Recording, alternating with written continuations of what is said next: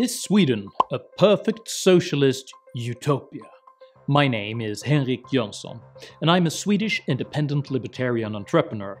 And today, I'm going to answer this question from a small business owner's perspective. If you appreciate my videos, please feel free to contribute to my productions using one of the payment options to the left.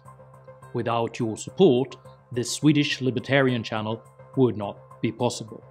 Also, don't forget to hit the subscribe button down below if you haven't already done so, and make sure to click the bell icon so that you just might get notified, the YouTube gods be willing, when I release a new video, which I do with razor-sharp precision every Saturday morning at 8 AM Central European Time. Today, I'm talking about the Swedish model of Today, I'm talking about socialism, truth, and the state of Sweden. Stay tuned.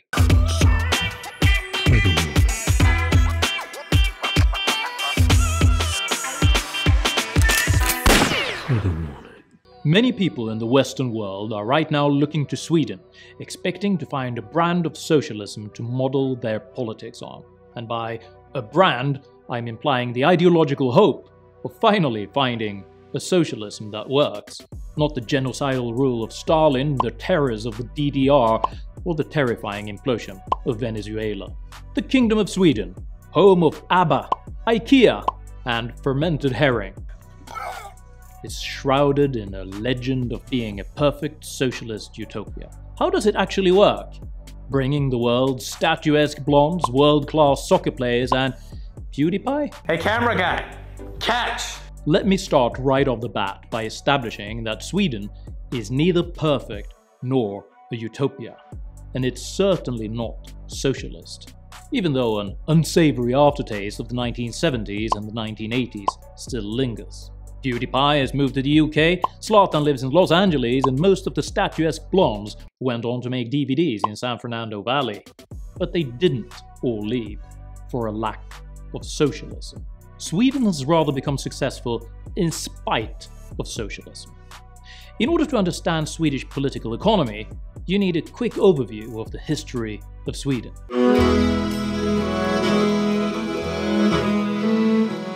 It is 1867, just over 150 years ago, and Sweden is an agrarian economy, with 70% of the population surviving on what their farmland can give them.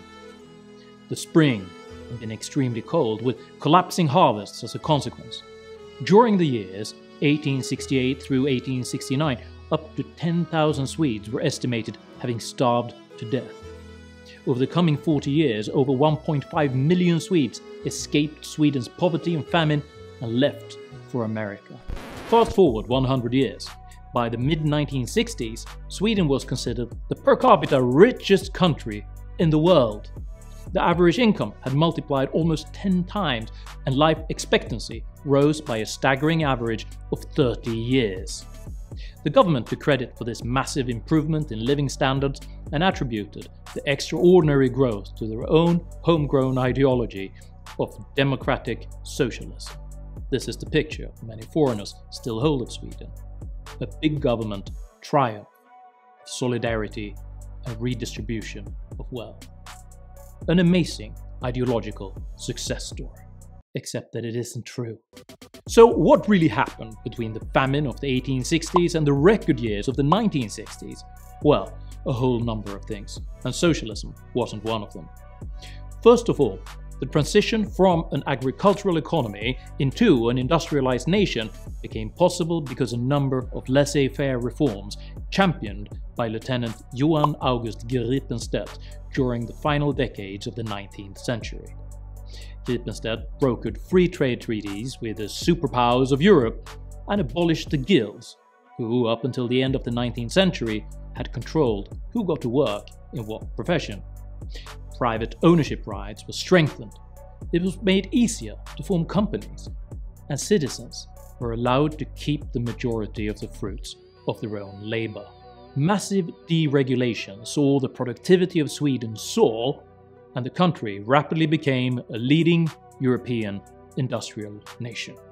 However, it would not be until the aftermath of World War II that Sweden would be propelled from an industrial growth economy into the super-rich, per capita wealthiest nation on the planet. The reason for this was Sweden's policy of neutrality, which provided Sweden with an excuse for collaborating with the Nazis, rather than being occupied like Denmark and Norway. Sweden instead traded in granite, iron ore and leased train cars to Hitler's Germany, profiting from the German war effort. After the end of the war, with the rest of Europe in ruins and in need of rebuilding, Swedish industrial exports soared, and so did the wealth of Sweden during the 25-year period between 1945 and 1970. This period also happens to be the golden years of social democracy, during which Swedish politicians made a lot of noise about the superiority of the Swedish model. Not only was it untrue that socialist big government was the cause of Sweden's increasing wealth, at the time there wasn't much of a big government at all. In the 1950s, the total tax burden in Sweden hovered around 20%, which is less than the United States and most European countries had at the time. Sweden also had a much smaller public sector than both the United States and what most European nations had at the time. It wasn't until the 1960s that the government, drunk on post-war capital flowing through the Swedish economy, started raising taxes and establishing large-scale benefit programs for the redistribution of wealth that had been generated through a combination of free trade, entrepreneurship, and a questionable relationship between the socialist government of Sweden and the Third Reich. Socialism never entered into the equation. In fact, as soon as socialist reforms started being implemented, the Swedish economy started to tank. The inflated post-war export revenues normalized during the 1970s. This, paired with a series of tax hikes which made Sweden less productive, quickly made the populistic welfare reforms and generous government handouts underfinanced. In order to sustain the welfare systems, further tax increases were introduced, which lessened productivity further and reduced individuals' incentives to invest in their education and professional skills. At the same time, generous welfare benefits made it less and less attractive to work at all for low-skilled laborers. During this period, national icons Ingvar Kamprad of IKEA fame and the world-renowned film director Ingmar Bergman both left Sweden due to its unsustainable taxation policies. And globally loved author of Pippi Longstocking, Astrid Lindgren, wrote a scathing story on how her tax rate now had reached 102%, meaning she was actually losing money for each new book she sold. During the 1980s, the Swedish welfare systems were so underfunded that the government in desperation started borrowing against the Swedish pension funds in a futile attempt to sustain the socialist utopia that never had existed. By the early 1990s, the Swedish economy finally crashed, and the currency of Sweden imploded, with a brief stint of interest rates at 500%. Austerity reforms were introduced by a crisis commission which had broad support in parliament. As the dust settled, the Swedes had lost nearly 30% of all their wealth and had fallen from being one of the per capita richest countries in the world in 1970 to being number 14 in the year 2000. This was the result of Sweden's experiment with socialism. This, or much worse, is anyone's result of experimenting with socialism.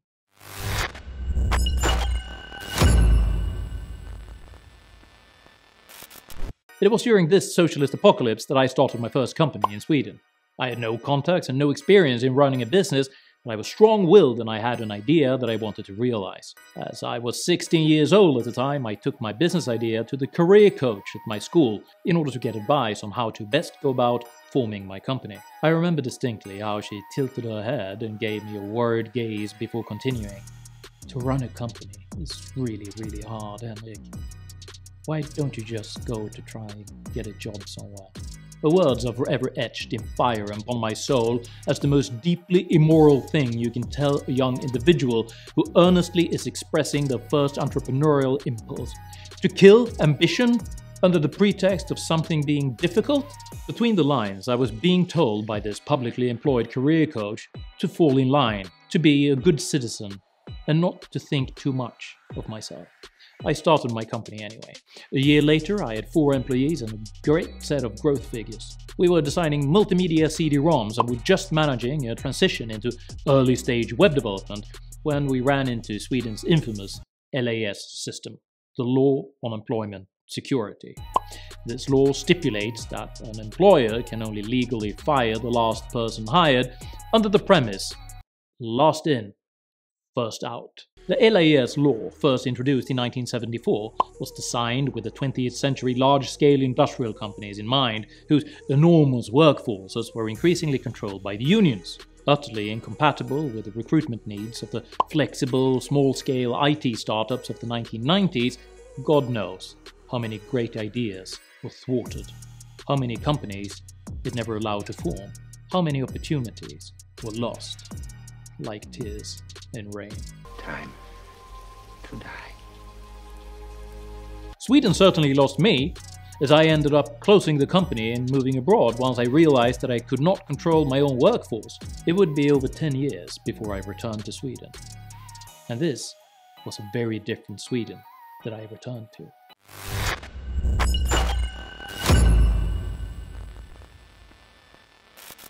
During the 1990s and the early 2000s, massive structural and financial reforms were passed through Parliament, step by step mending the damage that socialism had done to Sweden. Taxes were slashed, creating a boom of new digital startup companies like Skype, Spotify and Klarna.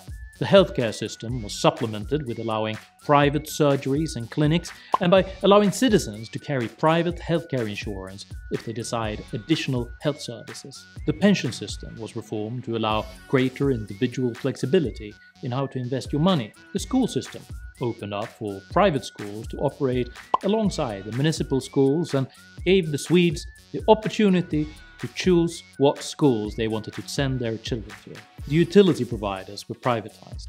The TV and radio state monopoly was dismantled, allowing private companies to operate TV and radio channels for the first time in Swedish history.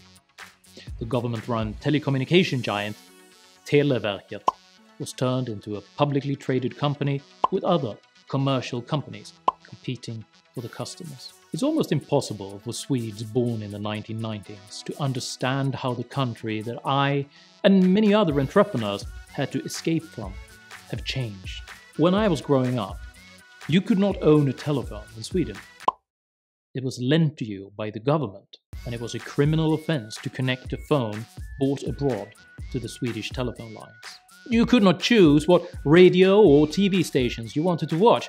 Well, you could choose between a few different government-run TV and radio stations. All foreign films were screened and recut by the Swedish Film Censorship Agency to protect the people from violence and foreign immorality. To make these transitions was very painful for Sweden, but it was the right thing to do. Since the 1990s, the Swedish growth rate has risen by 50%.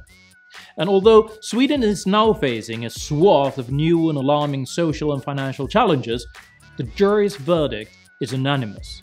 Sweden's experiment with socialism was a disaster, and if you look to Sweden for a role model, remember that everything good and decent that has come out of Sweden is because of laissez-faire policies and because we're a decent, hard-working people. Decent, hard-working people who sometimes suffer under questionable governments. Nothing else. Did you appreciate this personal mini-lecture on Swedish economic history? Please let me know in the comment section down below. I have a great deal to tell about the inner workings of Sweden, if anyone cares to listen. If you know people who are dabbling in socialism. Americans are so used to demonizing socialism that most don't really know what it is. Please feel free to share this video with them and subscribe to my YouTube channel. I consider every single mind won over from socialism and collectivism to be a great success and a duty for any lover of freedom and growth. My name is Henrik Jönsson. I succeeded as an entrepreneur in spite of socialism, not because of it. Thank you very much for watching this video.